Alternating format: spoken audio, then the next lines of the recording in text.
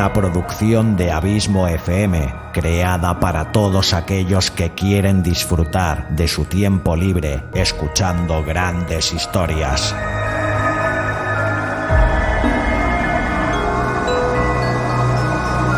Audiolibros y relatos, un podcast literalmente literario.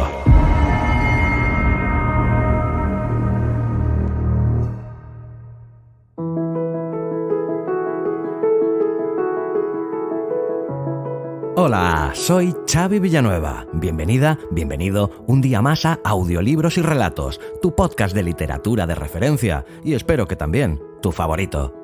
Capítulo 4 de esta sexta temporada, 194 en el cómputo total de este humilde podcast en el que te traigo un nuevo capítulo de una sección que, por cómo me hacéis llegar muchos de vosotros, probablemente sea la más querida y esperada. ¿Acertaste? Hoy te traigo un nuevo relato escogido nada más y nada menos que por el mago del suspense. Hoy vuelve Alfred Hitchcock presenta. Y el relato que te traigo hoy es de el autor Charles W. Runyon, escritor estadounidense de novela policíaca y de ciencia ficción, nacido en 1928 y fallecido en 2015. Entre los años 1947 y 1954 estudió en la Universidad de Missouri y más tarde en Múnich, Alemania. A partir del año 1960 empieza a desarrollar su faceta como escritor. Es autor de numerosos cuentos y relatos para las revistas Pulp, o Pulp, depende de cómo lo pronuncie cada uno. Poco después empieza a escribir historias para Alfred Hitchcock Presenta, como esta que hoy nos ocupa, y para Fantasy and Science Fiction. También publica una veintena de novelas policíacas y relatos de ciencia ficción. Además, 3 de sus novelas se publicaron en Francia, 2 de ellas bajo la firma de Ellery Queen. Y el relato que te traigo hoy lleva por título La Sala de Espera, The Waiting Room en su título original. Es un relato corto, escrito en 1969 y extraída de la fantástica antología seleccionada por Hitchcock que tantas veces te he traído ya a esta, su sección, que lleva por nombre Relatos de Pesadilla. Antología que evidentísimamente, como hago siempre, te la recomiendo fervientemente. Y antes de dejarte con La Sala de Espera, decirte como siempre que muchas gracias por tu fidelidad, tu constante apoyo y por hacerme sentir tan y tan feliz sabiendo que este podcast te gusta, te acompaña y te sirve de entretenimiento. Antes de dejarte con el relato, te dejo con un breve anuncio de las colecciones de Abismo FM, que están a tu disposición si así lo deseas, y te espero aquí la semana que viene con un nuevo autor y un nuevo relato. Hasta entonces, larga vida al podcasting y larga vida a la audioliteratura. Y por qué no, a todos los oyentes de Audiolibros y Relatos.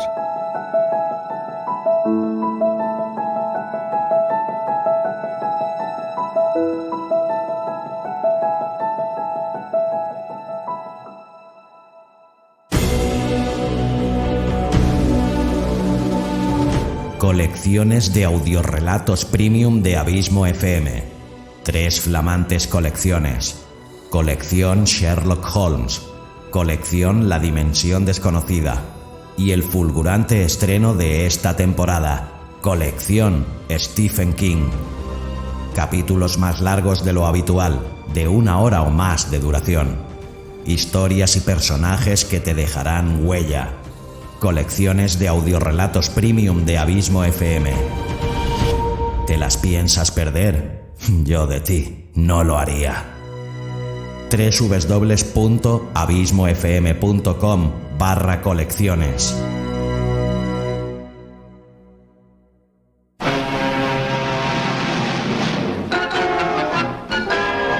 Alfred Hitchcock presenta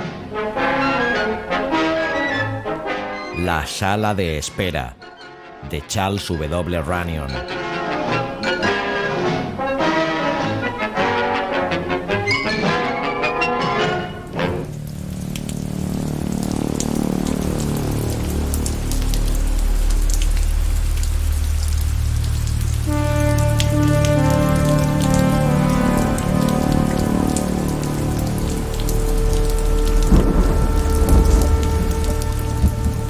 Pauli observaba la lluvia que corría por el sucio cristal.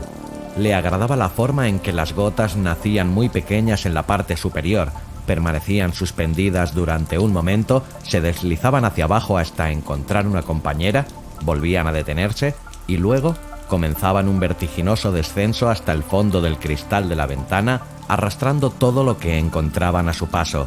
La vida es igual. A nadie le agrada caer solo.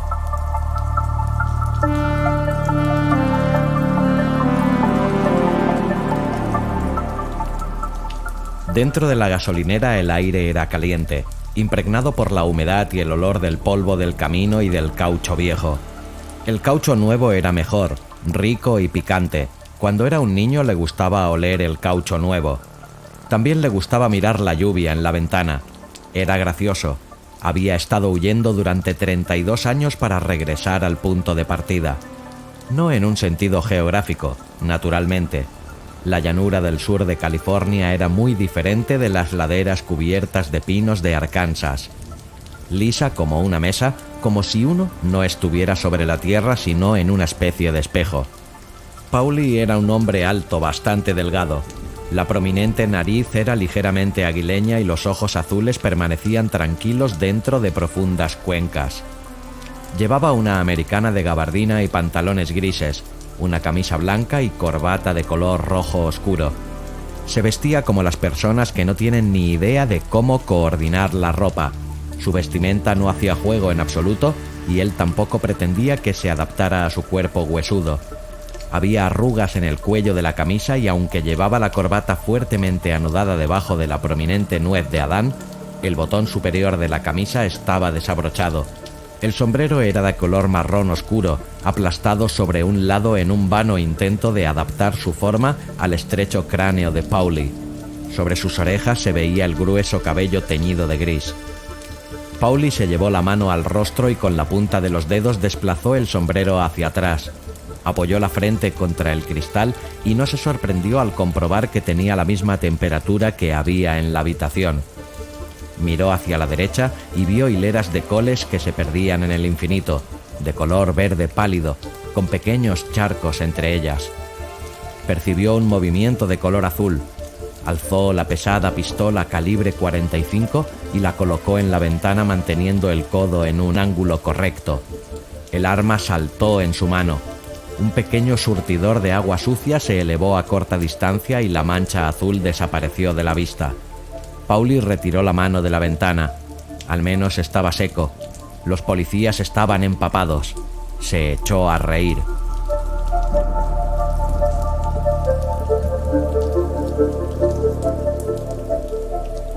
John levantó la vista con una expresión confundida en su ancho rostro.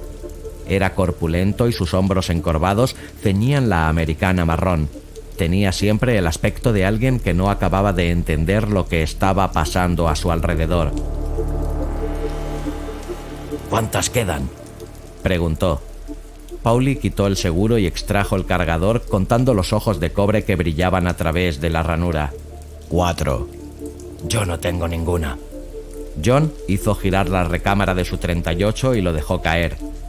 El revólver resonó sobre el cemento. Pauli escuchó el sonido que retumbaba dentro de su cabeza. Zung. El sonido de una ardilla cayendo de un alto pino después de haber recibido un balazo. Zung. El sonido de un bate contra la pelota, una carrera completa en la 9ª entrada. Zung. El puño contra la mandíbula. Zung, zung, zung. Bien, he vivido todas esas cosas.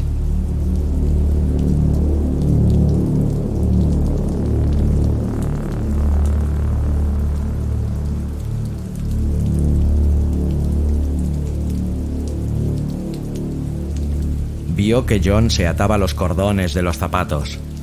«Vas a salir». John estiró las piernas apoyando los tacones en el suelo y con los dedos apuntando hacia afuera. Juntó sus grandes manos sobre la ingle y meneó la cabeza. «No llegaría muy lejos. Ya han tenido 2 muertos. Hay otro en ese coche. Sospecho que deben estar furiosos con nosotros». Pauli miró a través de la ventana. La cinta de asfalto se iba consumiendo hasta llegar a un punto en el que comenzaba a ascender hacia las montañas. A 50 metros se encontraba el coche patrulla con 2 rayos de sol sobre el parabrisas.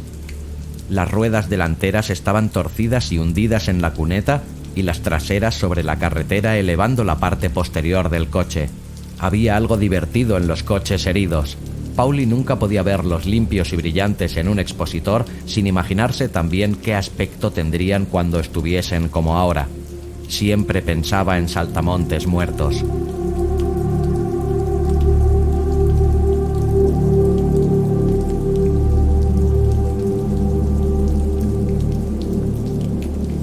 También pudo ver su coche parado junto a los surtidores vacíos.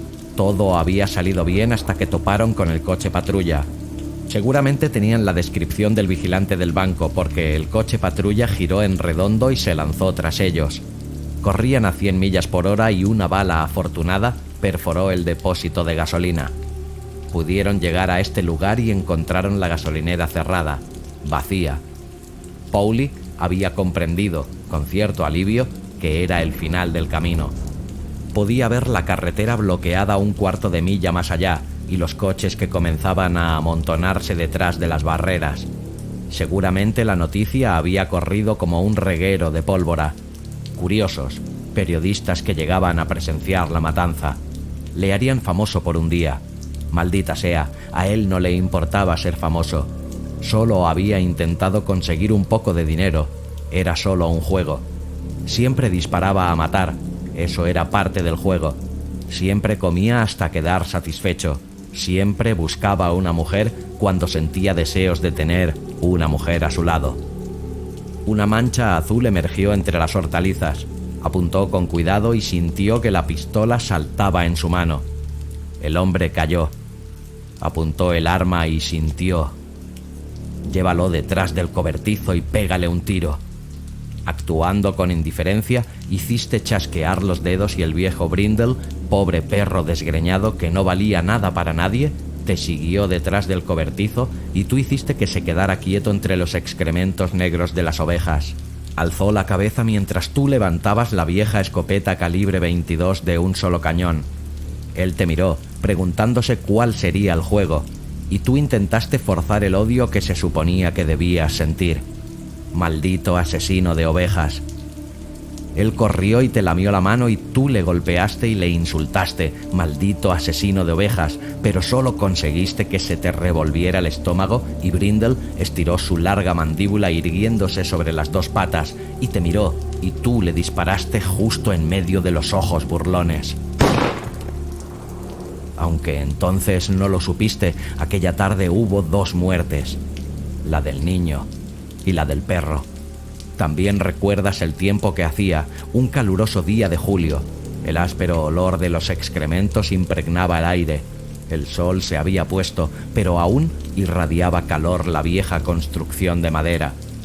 Hay momentos como ese que atraviesan las capas de tu vida, Pauli, cortándolas y conectándolas, espalda con espalda, como si fuesen un par de ases y todo lo que queda en medio es solo relleno, como el aislamiento, porque si has vivido toda tu vida a ese nivel, hombre, te habrás quemado. Maldito asesino de ovejas.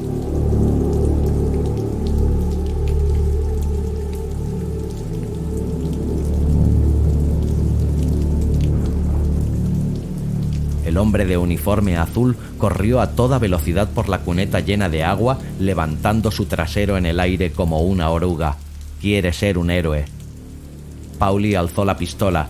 Era un disparo fácil, pero la humedad de los ojos empañó su puntería y Pauli decidió reservar la bala para la creación de otro héroe. Sacó el pañuelo y se enjugó el sudor del rostro, secándose los ojos al mismo tiempo. «Me quedan 3», dijo. «¿Cuánto tiempo crees que tardarán?», preguntó John. «Media hora, supongo. Traerán rifles y permanecerán fuera de nuestro alcance.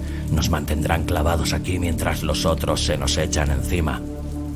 El edificio estaba construido con bloques de hormigón hasta la altura de la cintura. Desde allí hasta el techo de tejas había cristales de unos 25 centímetros con marco de acero y pintados de rojo. Estaba al mismo nivel de la autopista, a 1,5 metros sobre el nivel de los campos circundantes. La línea de visión solo estaba interrumpida por los servicios, que eran de hormigón hasta el cielo raso y ocupaban una superficie de 2 metros cuadrados en la esquina noroeste.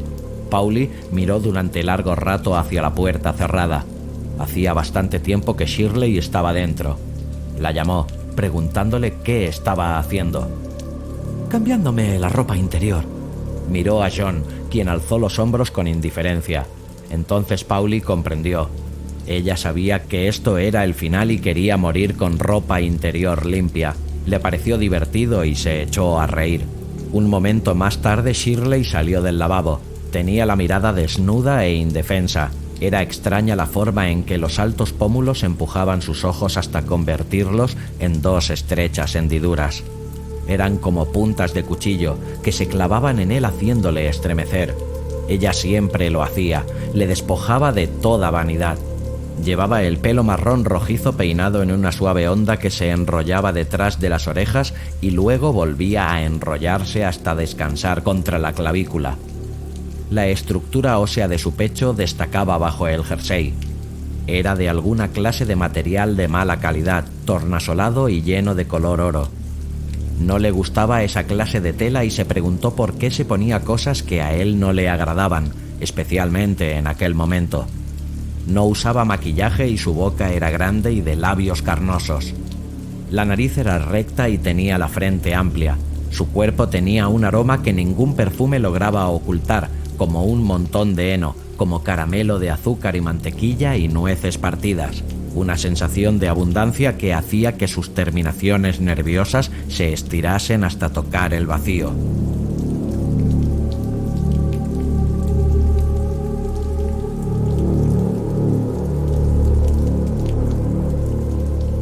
La observó mientras ella se sentaba en la silla giratoria que había detrás del escritorio y encendía un cigarrillo. Un diminuto trozo de papel quedó pegado a su labio inferior y Shirley lo cogió entre sus uñas largas y sin pintura y lo quitó suavemente. A cada momento hacía algo para él. La curva de su codo era para Pauli más importante que sus propios músculos. La había conocido cuando ella tenía 16 años y ahora tenía 24. Pauli no sabía si ella le gustaba o no. Solo sabía que cuando Shirley no estaba cerca, todo era plano y sin vida, y el vino y las otras mujeres no tenían nada que ofrecerle. 24 años. Demasiado joven. «Podría salir», le dijo. «No creo que te disparen. Podrías vivir». «¿Para qué?»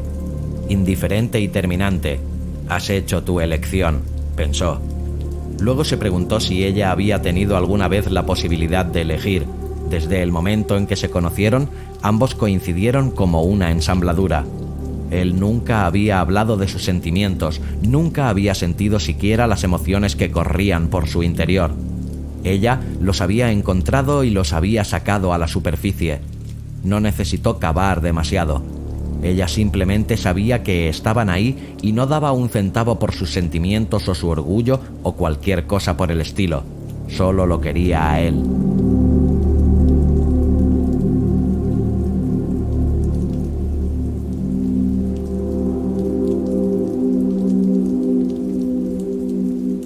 Vio que abría una revista y comenzaba a leer. Una de las páginas llamó la atención de Pauli y leyó un párrafo. Las palabras eran como gachas de cereal, como la comida masticada y tragada por una mujer esquimal y luego regurgitada, ausente de especias, sabor y aliño. Shirley tenía las piernas cruzadas y la falda, corta, por encima de las rodillas. Tenía rodillas huesudas. Él amaba sus huesos. Ella podría haber estado esperando en la sala del dentista. Pauli pensó en su carne y en la muerte de su carne, los dientes destrozados, los órganos desgarrados y el cráneo aplastado por el plomo. Sintió por ella una necesidad que no era sexual, un deseo de rodearla con los brazos y meterse todos los proyectiles en su propia carne. Se dirigió hasta un calendario que había en la pared. Tenía 8 años de antigüedad y había permanecido colgado en la gasolinera mucho después de que su propósito original se hubiera cumplido.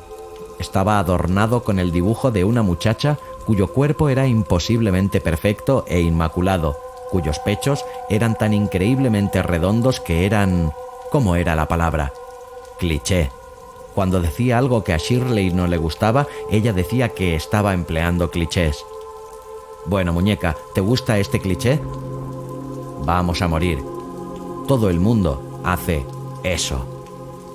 Había algunas anotaciones en el margen del calendario. Avisar a la señora Cardoza de que hemos puesto aceite en su coche. Probablemente el coche sería ya chatarra y la mujer quizás estuviera muerta. Alguien había escrito Thelma y dibujado una flecha que llegaba hasta la muchacha del calendario. Se preguntó dónde estaría Thelma en el mundo exterior. Aquí estaba adorable, más joven que nunca, deseada y deseable. Y la señora Cardoza aún estaba esperando que cambiaran el aceite de su coche. Este lugar no tenía nada que ver con ningún otro lugar del mundo. Me pregunto si tenían hijos, esposas e hijos. Shirley estaba mirando por la ventana, hablando sobre los policías y pensando en ella misma. 8 años de amor y violencia, que ahora terminaban. No tiene importancia, dijo Pauli. ¿Cómo puedes decir que no tiene importancia? Con mis labios, mi lengua y mi garganta, así.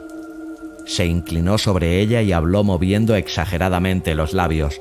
No tiene importancia. Ella elevó el rostro y le lanzó una mirada sin expresión. La luz caía sobre su rostro revelando el fino vello blanquecino de los pómulos. Por un instante él vio que la violencia yacía en sus ojos como una víbora enroscada. Luego la violencia se esfumó y ella preguntó con un tono de sincera curiosidad. ¿Te has vuelto loco? Pauli pensó un momento. Eso tampoco tiene importancia. John arrastró los pies sobre el suelo de cemento. Creo que todos estamos locos. Pauli se volvió para mirarle. John estaba sentado de manera indolente con la espalda apoyada en la pared y con la saca de dinero entre las rodillas. Con una sonrisa abrió la valija, sacó un fajo de billetes, cogió uno de ellos y lo apretujó. Luego quitó la banda elástica que sujetaba el fajo y dejó que los billetes cayeran como si fuesen plumas. Aquí tenéis. De eso se trataba. ¿Para qué diablos nos sirve ahora? Pauli vio la desolación que había en sus ojos. Se inclinó, recogió un billete de $50, encendió una cerilla y le prendió fuego. Luego cogió un cigarrillo y lo acercó a la llama. Le entregó el cigarrillo a John y le miró a los ojos. Todo sirve para algo. Se miraron durante 1 minuto. El miedo desapareció lentamente y fue reemplazado por la perplejidad. Pauli, ¿por qué siempre? Pauli esperó, pero la perplejidad se hizo aún más profunda. ¿Qué? John meneó la cabeza. No lo sé, por 1 minuto creí que era otra persona esperando la llegada de los indios. Allá en Arkansas solíamos jugar a los indios. ¿Has jugado alguna vez a los indios, Shirley? A mí siempre me ataban y me torturaban. Pauli la miró. Ellos se habían arañado mutuamente hasta que la sangre se había mezclado. La vida era un proceso de fusión, un proceso de succión. La vida era... Meneó la cabeza. La vida era...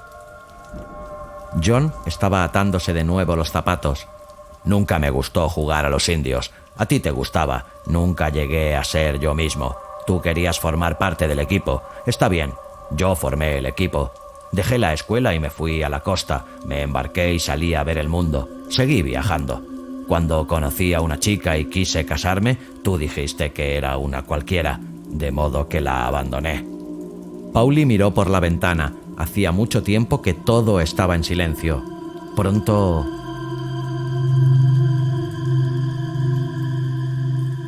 Era una cualquiera. Está bien, podía haberlo descubierto yo mismo. ¿Por qué no lo hiciste? No creo que lo fuese. Tú la convertiste en una cualquiera. La mirabas y hacías que pareciera una estúpida. Tú la convertiste en eso. Bueno, no importa cómo llegó a ser de esa manera. Ella era... de esa manera. Pauli se volvió. John, tú la dejaste y viniste con nosotros. Tal vez tendrías que averiguar por qué te uniste a nosotros. ¿Por qué? ¿Por qué todo? ¿Por qué estamos aquí? Quiero decir... Golpeó el suelo con la palma de la mano y luego hizo un gesto que abarcaba todo el mundo. Aquí, Ya sabes. Estamos aquí para averiguar por qué estamos aquí, dijo Shirley. Estaba mirando por la ventana. En su rostro no había ninguna expresión. Pauli deseó ser ella, teniendo pensamientos, hermosos pensamientos. Cuando él consideró lo que iba a ocurrir, su cerebro se convirtió en una esfera de marfil, toda blanca y brillante y absolutamente desnuda.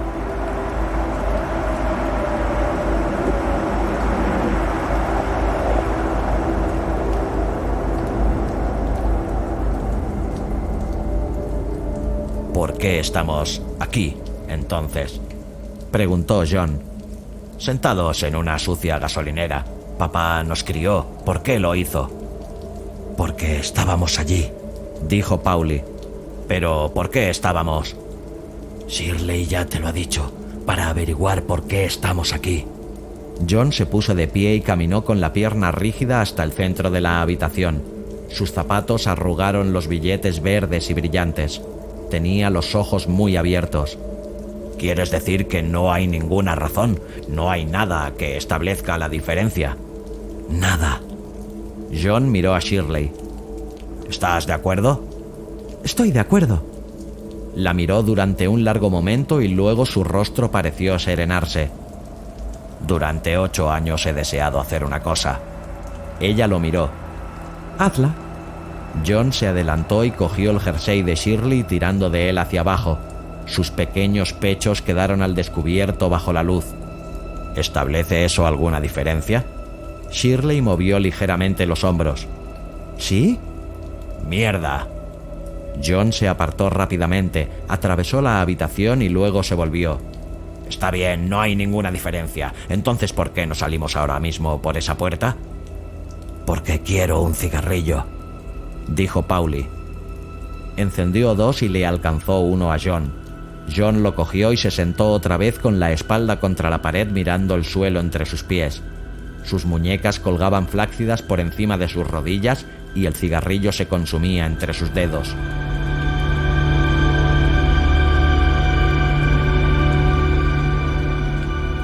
Shirley se puso la blusa, caminó hasta donde estaba sentado John y se sentó a su lado.